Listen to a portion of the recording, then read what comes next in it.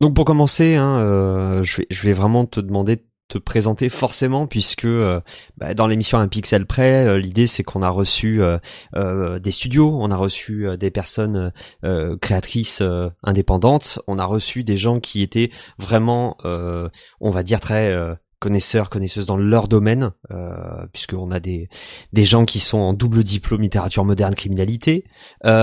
Toi aussi, tu vas avoir un profil très particulier, parce que j'ai entendu dire que tu faisais plein de trucs, le crochet, tu faisais des figurines, tu faisais.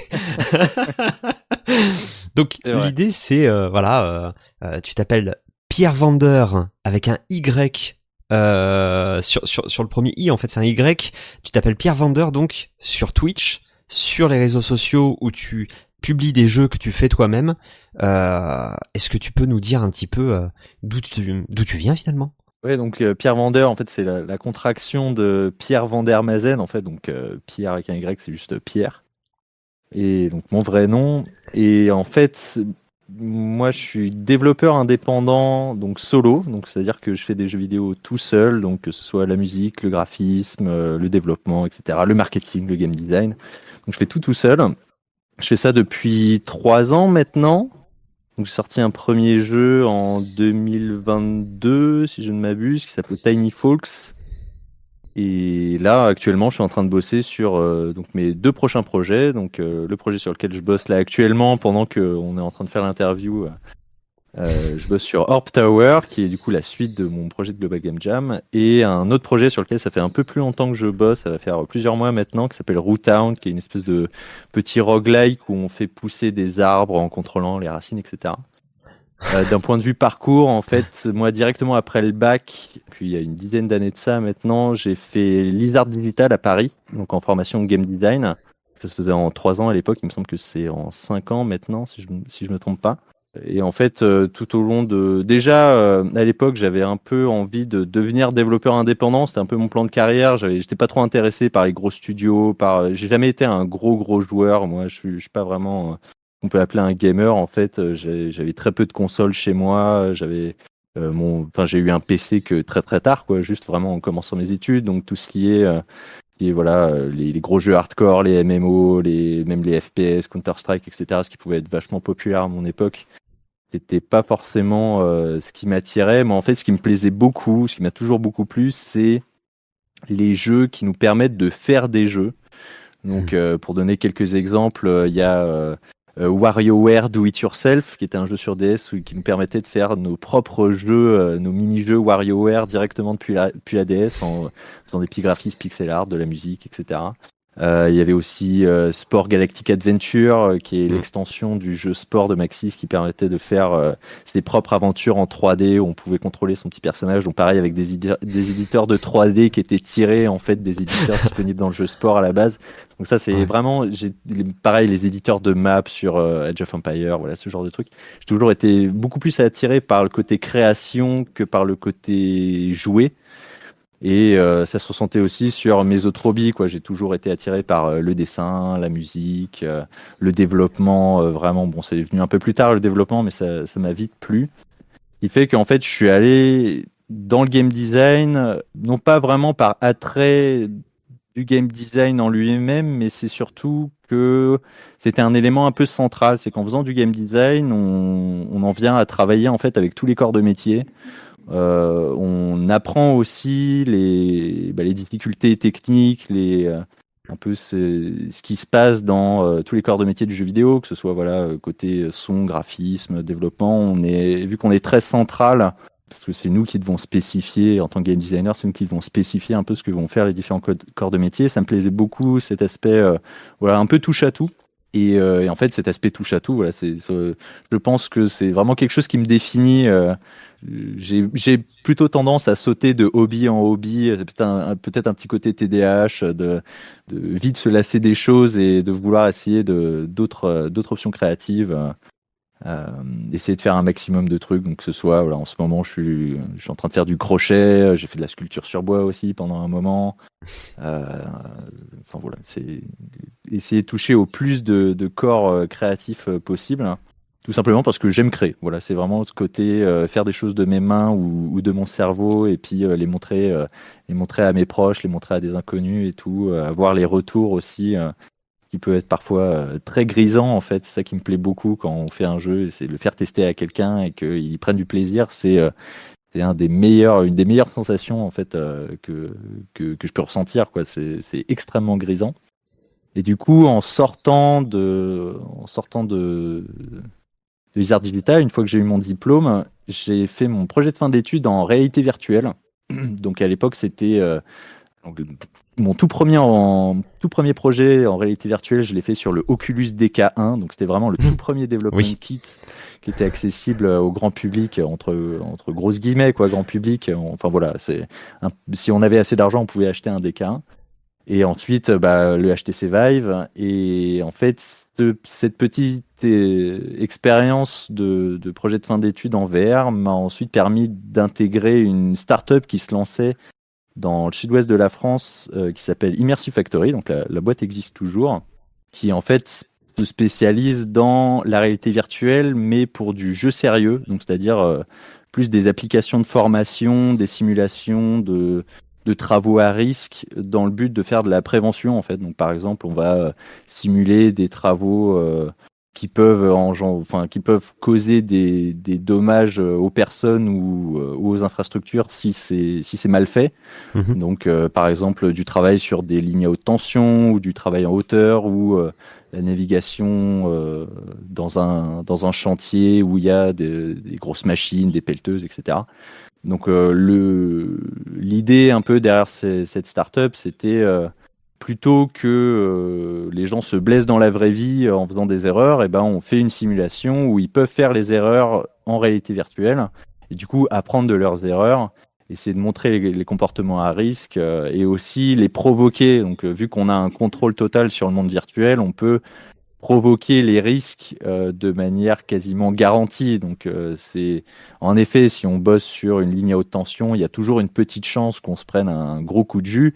Là, en réalité virtuelle, on peut dire qu'à 100%, si tu n'as pas mis tous tes EPI, tous tes équipements de protection, etc., et tu vas te prendre un coup de jus. Comme ça, tu as bien appris, tu as fait ton erreur, tu as la conséquence directement. Donc, ça permettait d'avoir un apprentissage qui était totalement immersif, qui était marquant aussi pour les travailleurs, en fait, pour les personnes qui suivaient nos formations.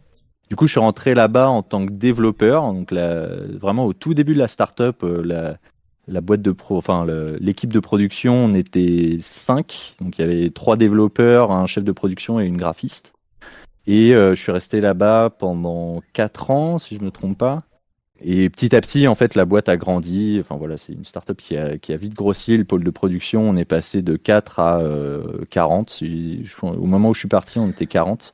Ah oui, Du quand coup, même. je suis passé de développeur à game designer, puis lead game designer. Donc voilà, j'ai créé mon poste. J'ai un peu j'aime bien dire que j'ai pas grimpé les échelles, mais c'est plutôt l'échelle qui s'est construite en dessous de moi, vu que j'étais arrivé le premier.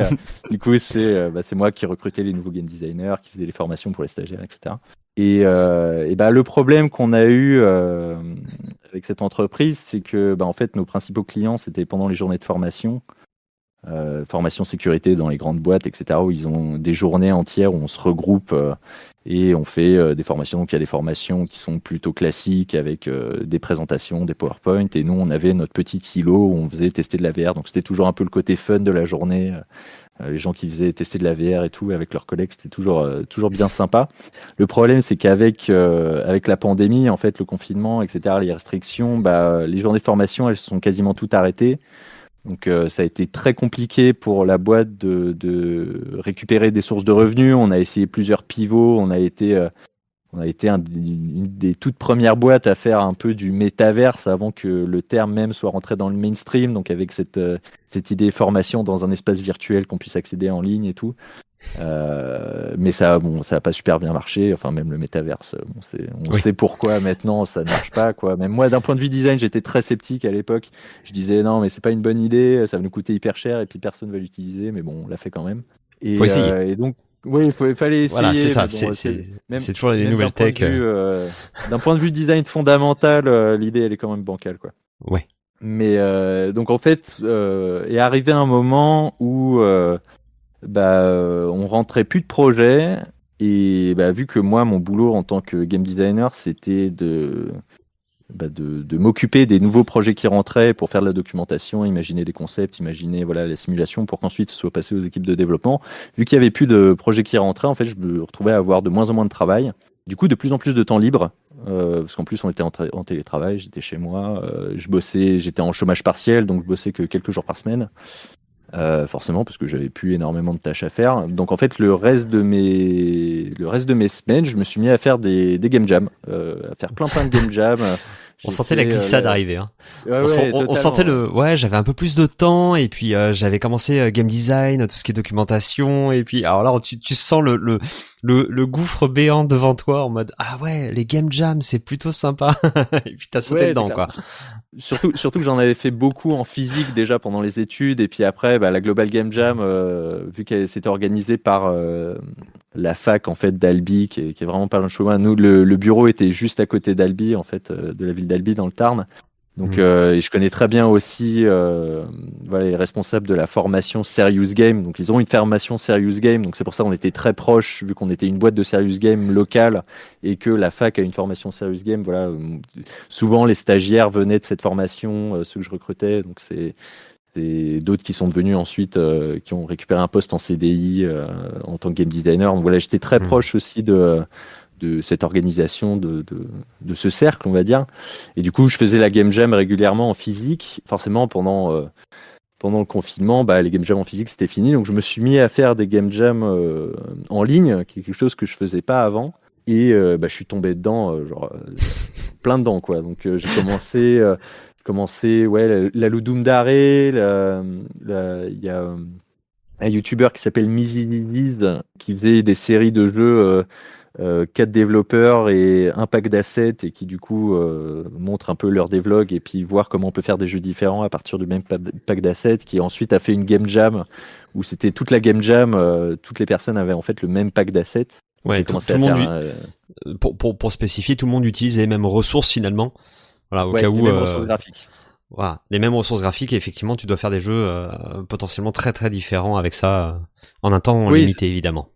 c'est ça qui était marrant, quoi, c'est de voir un peu tous les concepts de jeux différents qui pouvaient venir en fait d'un asset, enfin d'un pack de ressources graphiques qui était extensif quand même. Il y avait pas mal de trucs dedans, mais bon, ça reste quelque chose que tout le monde va avoir de similaire et voir à quel point les jeux sont très différents.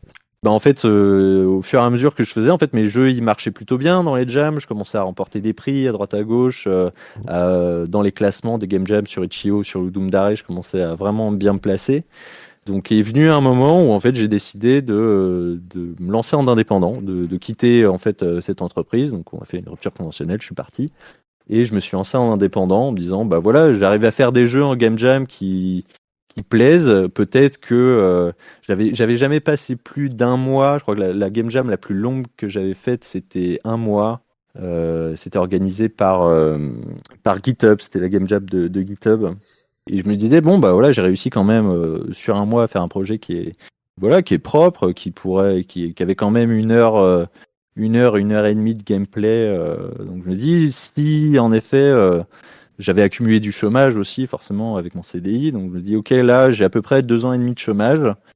Je commençais à faire les calculs. C'est ok, plutôt que mettre tous mes œufs dans le même panier et faire un gros développement de jeu pendant 2 ans et demi, je vais plutôt faire un petit projet de 6 mois pour commencer, voir un peu les ficelles du monde indé, comment ça se passe pour publier un jeu sur Steam, sur Google Play, etc.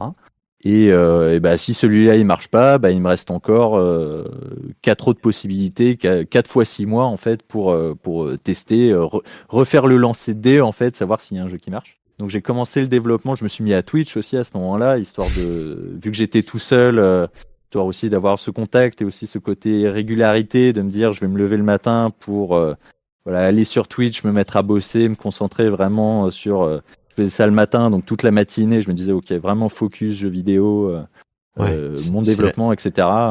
La mise en situation du développement, t'as des gens qui peuvent réagir en direct, partager des tips, des astuces, des trucs comme ça. Ouais, et puis ça responsabilise aussi un minimum.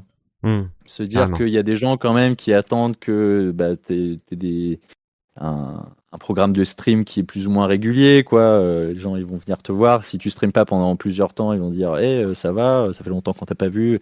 Donc ça fait une Mm. communauté derrière qui nous pousse quand même à revenir bosser, se concentrer. Et puis aussi le fait de travailler en stream. Moi, j'ai vite tendance à me déconcentrer. Donc, je vais coder sur un truc, je vais avoir une vidéo YouTube qui tourne derrière, et puis au final, ça fait 1 heure que tu regardes des vidéos YouTube, t'as pas avancé.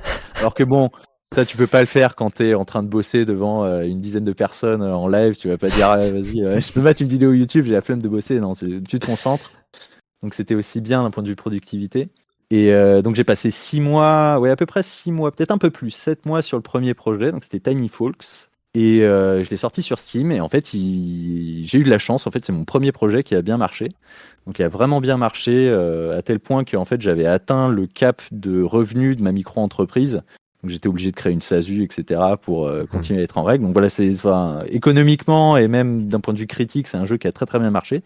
Mm. Donc du coup, ça m'a permis de vraiment continuer ça de manière pérenne, en fait, continuer l'aventure game dev indé sans trop me soucier de payer les factures, de payer ci, de payer ça. Donc voilà, c'est là où j'en suis maintenant. C'est continuer les projets, essayer de faire de nouveaux jeux, essayer de répéter le succès qu'a eu le premier. Donc on croise les doigts pour les prochains projets, mais normalement ça devrait bien se passer. Voilà, on croise les doigts.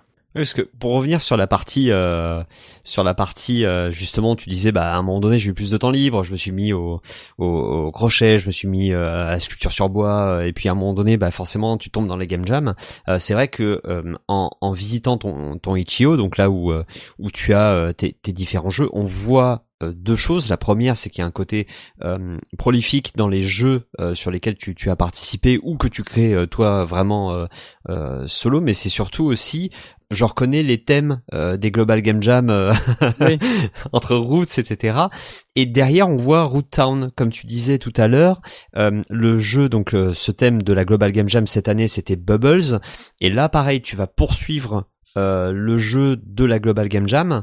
Est-ce que c'est un format sur lequel tu veux, toi, t'habituer, ou est-ce que c'est quelque chose qui arrive finalement? C'est-à-dire, bah, t'as un concept intéressant, ça arrive, et en fait, tu vas en profiter pour le pousser. ouais, Quel est le process? c'est plus le côté découverte en fait. Ce que j'aime bien sur les game jams, c'est que en fait, ça te pousse à prototyper, ça te pousse à tester quelque chose de nouveau. Et soit à la fin de la jam, tu es en effet avec une idée qui est sympathique mais sans plus. Soit en fait, tu tombes sur une pépite. Moi, il y a vraiment, je sais plus exactement de qui ça vient cette citation, mais il y a un peu une question entre est-ce qu'un jeu vidéo ça se crée ou est-ce que ça se découvre? Hmm. C'est au fur et à mesure que tu viens construire ton jeu, en fait, tu vas découvrir que, ah oui, en effet, c'est fun, en effet, je pourrais ajouter ci, ajouter ça, et en fait, ton idée de base, elle va se construire, et il y a des idées de base qui sont plus ou moins solides que d'autres. Et ça, quand tu pars dans une game jam, tu pars avec une idée, et tu as 48 heures pour explorer cette idée, voir, en effet, est-ce que c'est facile à développer, est-ce que c'est facile de créer du contenu pour ce jeu, est-ce que les gens répondent à ce jeu? Est-ce que la boucle de gameplay, est-ce que le côté, voilà, j'ai envie de revenir pour une nouvelle partie, j'ai envie de dire le côté un peu addictif, hein, c'est quand même bien parfois de faire des jeux qui sont addictifs sans forcément que ça engendre un peu tous les côtés pervers de l'addiction, mais voilà, est-ce que j'ai entre les mains un produit qui est intéressant? Et ça, plutôt que se dire, d'essayer de se motiver à vraiment se dire je vais prototyper, je vais me lancer dans une nouvelle idée. Là, en fait, ce que j'aime bien sur le côté Game Jam, c'est que ça donne deux choses qui sont extrêmement bénéfiques pour justement la découverte de nouvelles idées. C'est que ça donne un thème, donc ça cadre déjà tous les possibles idées de jeu qu'on pourrait avoir. Déjà, c'est les cadres dans un thème. Donc, on va se dire, ok, je vais pas partir dans tous les sens. J'ai déjà un petit noyau sur lequel va pouvoir se cristalliser mon idée de jeu. Ça donne un point de départ. Et Mhm. aussi, ça donne une limite temporelle. C'est-à-dire que on n'a que 48 heures, donc faut essayer d'aller à l'essentiel, faut essayer essayer de créer quelque chose en 48 heures. Et surtout, bah, si l'idée au final elle marche pas, On aura essayé ça pendant un week-end et la game jam est finie. On a beaucoup moins de scrupules à se dire bon bah je laisse ça de côté et je reviens sur mes autres projets. Plutôt que si on est dans un côté un peu nébuleux où j'ai essayé de trouver d'autres idées de jeu, des prototypes, on n'a pas vraiment de date de fin, on n'a pas vraiment de quand est-ce qu'on s'arrête, quand est-ce qu'on continue à pousser cette idée, est-ce qu'on en lance une autre.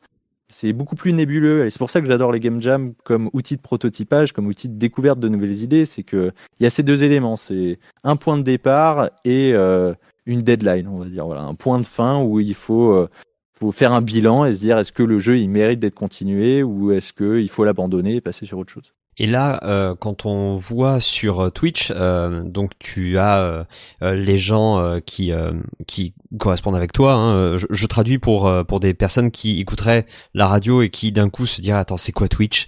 Donc on est sur de la diffusion en direct au cas où.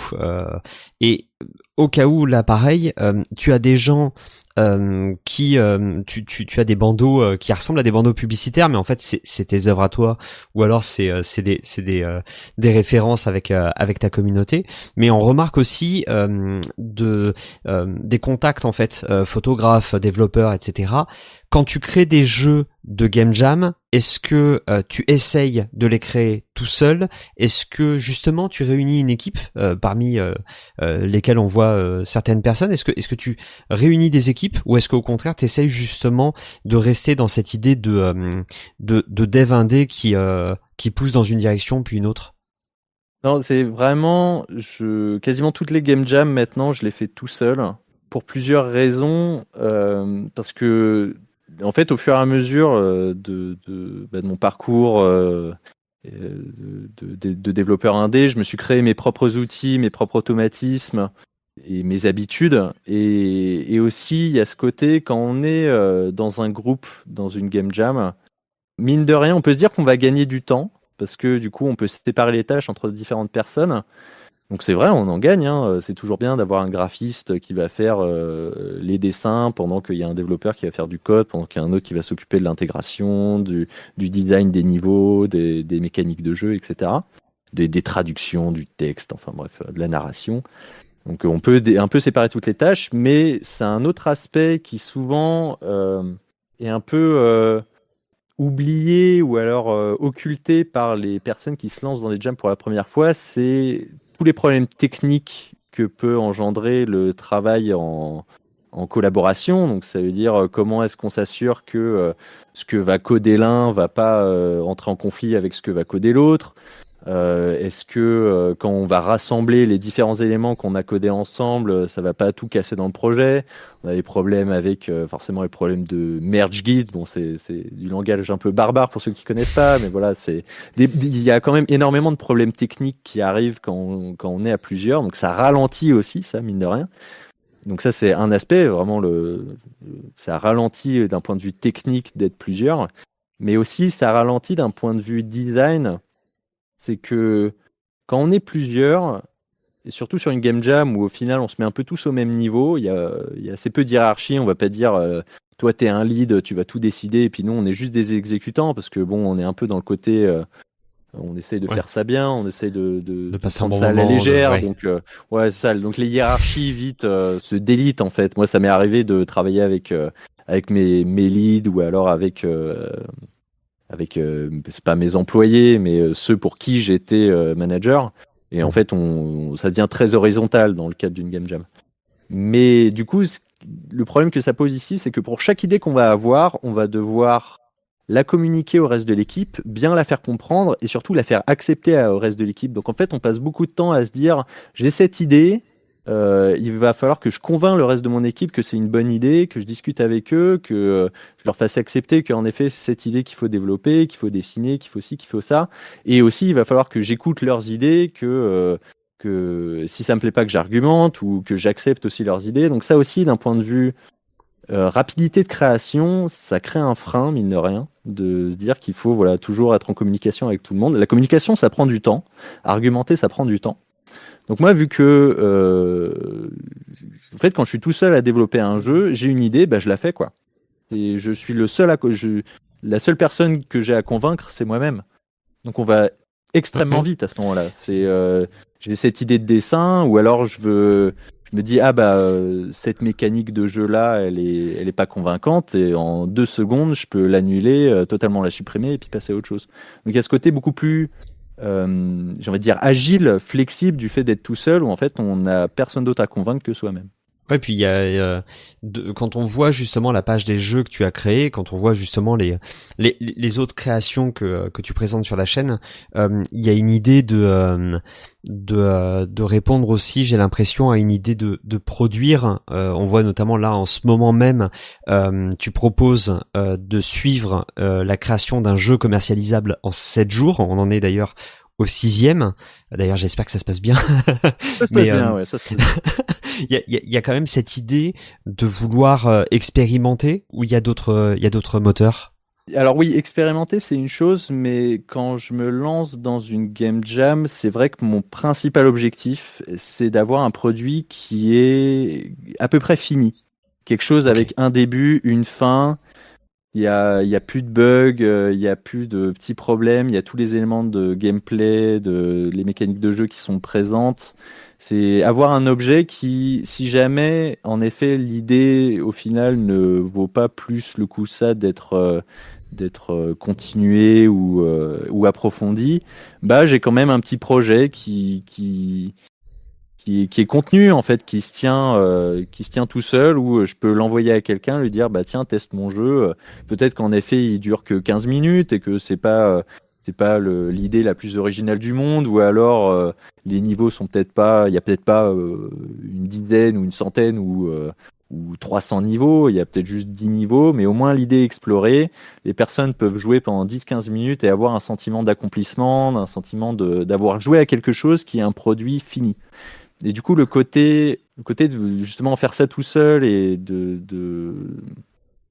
d'essayer d'approfondir cette idée jusqu'à avoir un produit qui est contenu, qui a, voilà, un début, un milieu, une fin, une progression, un écran d'options, un écran de menu, des crédits, de la musique, des sound effects, etc. C'est vraiment ce côté, voilà, j'ai cette idée de jeu et à la fin de la jam, il faut que j'ai quelque chose qui ressemble à un jeu fini, qui n'est pas forcément un jeu commercialisable, qui n'est pas forcément un jeu qui a des heures et des heures de temps de jeu derrière, mais quelque chose qui est fini. Ça peut être un petit jeu, mais au moins il faut qu'il ait l'air fini.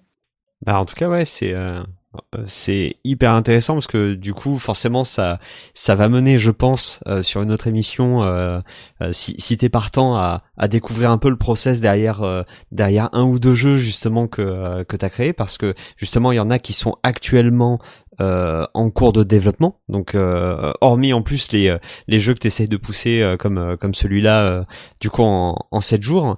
D'ailleurs celui en 7 jours, est-ce qu'il a un nom? Est-ce que tu peux nous pitcher rapidement le concept? Oui, alors le nom c'est Orb Tower, donc c'est la suite du projet que j'ai fait lors de la Global Game Jam cette année. Donc 7 jours en contenant, enfin en incluant les 48 heures de la Global Game Jam. Donc ça veut dire que j'ai commencé vendredi soir, là on est jeudi après-midi, donc je me dis qu'il faut que j'ai à peu près fini le jeu demain soir. Ok. Je me donnais 7 jours. Je me donnais 7 jours aussi pour pas trop passer de temps sur ce projet, parce que j'ai quand même un gros projet sur lequel je veux pas trop m'éloigner. Sinon, après, j'ai vite tendance à passer à autre chose et au final ne rien finir. Donc voilà, toujours dans l'idée de se donner une date butoir, ça permet aussi de se motiver et puis d'avoir un clap de fin, de se dire bon, là, je pourrais toujours rajouter des trucs, mais là, la date butoir approche, il faut que je choisisse un peu mes batailles. Ouais, Et complètement. donc Orb Tower, c'est Puzzle Bobble. Bon, pour ceux qui connaissent Puzzle Bobble, c'est un jeu de puzzle qui est sorti sur Konami, il me semble. C'est un vieux jeu. Et qui est, en fait, on tire des billes colorées sur un niveau qui est rempli de billes colorées. Et quand il y a plusieurs billes de la même couleur qui se connectent, et ben, elles disparaissent. Et le but du jeu, c'est d'enlever toutes les billes du niveau. Donc voilà, c'est en tirant des billes avec une espèce de petit lanceur. Et en visant, c'est d'aller taper les bonnes billes de la bonne couleur pour faire disparaître toutes les billes du niveau. Donc ça, c'est le concept de Puzzle Bubble. C'est un concept qui existe, qui a été décliné. Il y a même King, les personnes qui ont fait Candy Crush, etc., qui ont fait un jeu qui s'appelle comment ça s'appelle, Bubble Witch Saga. Je ne me trompe pas, il y a Bubble Witch Saga 2, Bubble Witch Saga 3. Ouais. Donc voilà, c'est un concept qui a été fait et refait et refait. Et moi, je me suis dit, tiens, si je prenais ce concept et que je lui ajoutais une petite touche roguelike. Donc dans l'idée où en fait c'est pas juste des niveaux tout simples, on va aller de niveau en niveau, mais on a des points de vie, on peut récupérer de l'argent sur les niveaux pour acheter des nouveaux des objets qui vont augmenter nos pouvoirs, qui vont rajouter des sorts, on peut acheter des bombes, on peut acheter plein de choses qui normalement quand on regarde par exemple ce qu'a pu faire King ou les jeux mobiles qui s'inspirent un peu du Puzzle Ball original, c'est souvent plus du puzzle à la Candy Crush, on va de niveau en niveau, des niveaux qui sont très spécifiques et il faut débloquer le niveau pour passer au suivant. Et si on n'a pas réussi le niveau, et ben on recommence et on a tout ce concept de jeu mobile gratuit avec les microtransactions, avec les énergies. Donc on peut jouer qu'un certain nombre de parties par jour. Et on peut acheter des objets avec du vrai argent pour améliorer sa progression. Moi, je dis non, je vais prendre un peu ces concepts justement d'objets en plus, d'argent, etc. Mais je le fais en fait que avec de l'argent in-game, donc en fait de l'argent qui est pas de l'argent réel, en fait purement de l'argent qui existe dans l'univers du jeu, et transformer ça en roguelike. Donc le but c'est de jouer à la partie, apprendre les mécaniques du jeu, se familiariser, devenir meilleur au jeu jusqu'à arriver à finir le jeu. Et une fois qu'on a fini le jeu, on dit ok cool, maintenant tu peux recommencer le jeu, mais avec un niveau de difficulté supérieur, avec des nouvelles mécaniques, avec du nouveau contenu, on commence avec des bombes par exemple, ou alors cette fois on peut plus se soigner, mais c'est en ramassant des pièces d'or qu'on va se soigner. Voilà, on est en train de ajouter un maximum de rejouabilité en fait sur le jeu en rajoutant juste des petits changements de conditions de départ qui font que chaque fois qu'on relance une nouvelle partie, on ne sait pas trop à quoi on va s'attendre et on a une expérience qui est à peu près nouvelle. Bah écoute, pressé de tester tout ça en live et de creuser tout ça. En tout cas, merci beaucoup Pierre Vander pour ta dispo, et puis bah j'espère à très bientôt sur un pixel près. Et puis bah écoutez, merci beaucoup et je vous dis à très bientôt. Merci Thomas, à bientôt.